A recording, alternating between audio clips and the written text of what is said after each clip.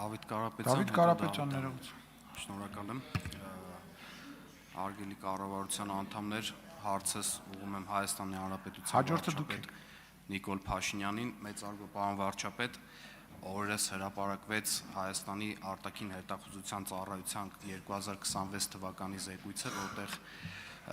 բավականին հետաքրքիր եւ ուշագրավ մանրամասներ կային, հատկապես այնտեղ ուսումնասիրություններ արվել, որ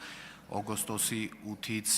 որոշակի ժամանակահատված առաջ եւ դրանից հետո համեմատություններ արվել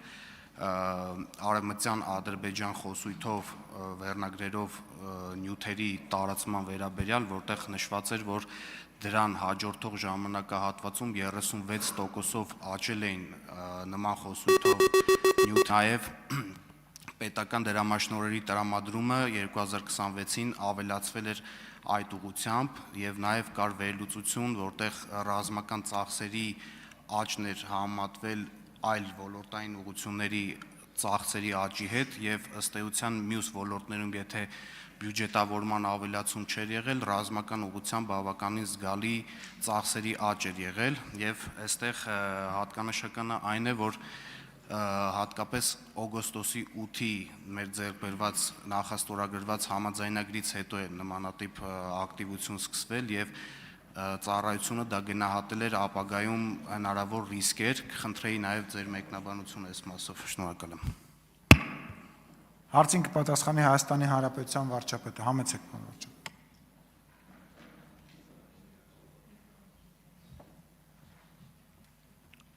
Շնորհակալ եմ պարոն Կարապետյան հարցի համար,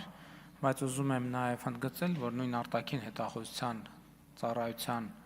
տարեկան զեկույցում ընդգծված էր, որ Հայաստանի եւ Ադրբեջանի միջև ռազմական էսկալացիան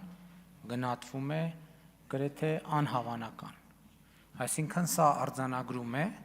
որ Հայաստանի եւ Ադրբեջանի միջև հաստատված է խաղաղություն։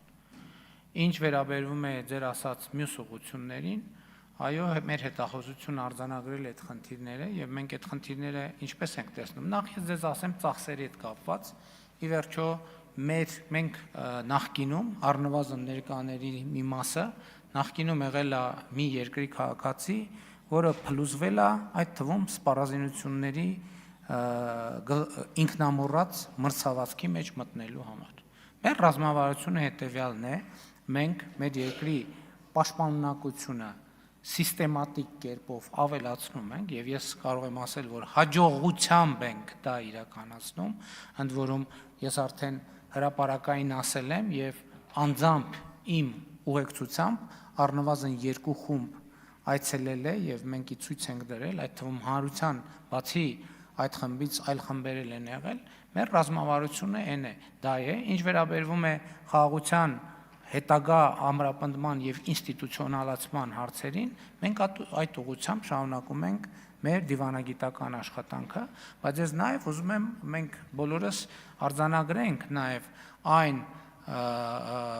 մթնոլորտի փոփոխությունը, որը տեղի է ունեցել այս ընթացքում Հայաստանի եւ Ադրբեջանի միջև հարաբերություններում, սկսած հռետորաբանությունից եւ Հայաստանի եւ Ադրբեջանի կողմից այդ հռետորաբանությունը արդեն իսկ որակական փոփոխության առաջին նշաններն է ցույց տալիս եւ ես ուզում եմ դա ողջունել։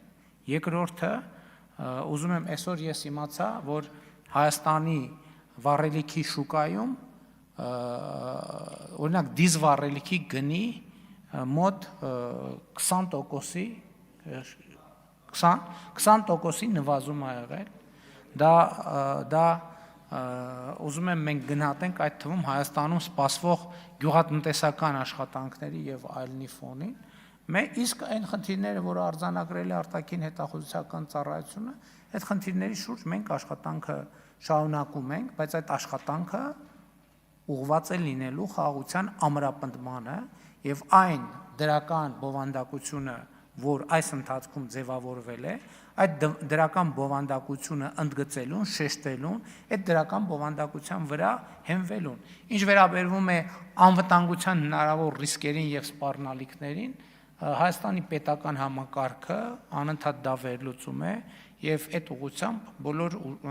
բոլոր ծառայությունները առաջին հերթին դիվանագիտական իրենց աշխատանքը անում են եւ մենք այսօր կենտրոնացած ենք լուծելու միջայլոց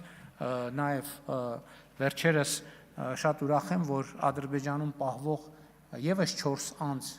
վերադարձավ Հայաստանի Հանրապետություն. Այսինքն ես կարծում եմ, որ բայց մյուս կողմից էլ իներցիոն process-ներ կան, մենք այդ իներցիոն process-ների հետ պետք է հանգիստ, հանդարտ, խաղաղության վրա կենտրոնացած, խաղաղության նկատմամբ հաստատված խաղաղության նկատմամբ խնամքի ցուցաբերմամբ աշխատենք, բայց Հայաստանի Հանրապետությունը երբեք եւ ոչ մի րոպե, ոչ մի վայրկյան իր զգոնությունը չի կորցրել եւ չի կորցնելու, բայց դա էլ եմ ձեզ ուզում ասել, որ այսօր 2026 թվականի այսօր հունվարի 21-ի դրությամբ Հայաստան-Ադրբեջան սահմանի երկայնքով կատարյալ խաղաղություն է, կատարյալ խաղաղություն։ Շնորհակալ եմ, պարոն վարչապետ, ըստ էության կարող է հենց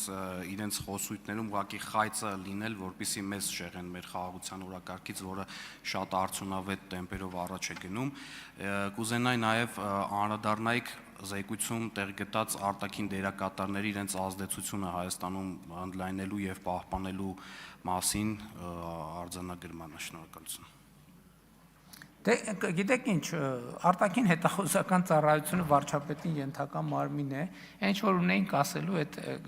զեկույցում ասել են, դե այսինքն ավելին ասելու շատ բան չունեմ։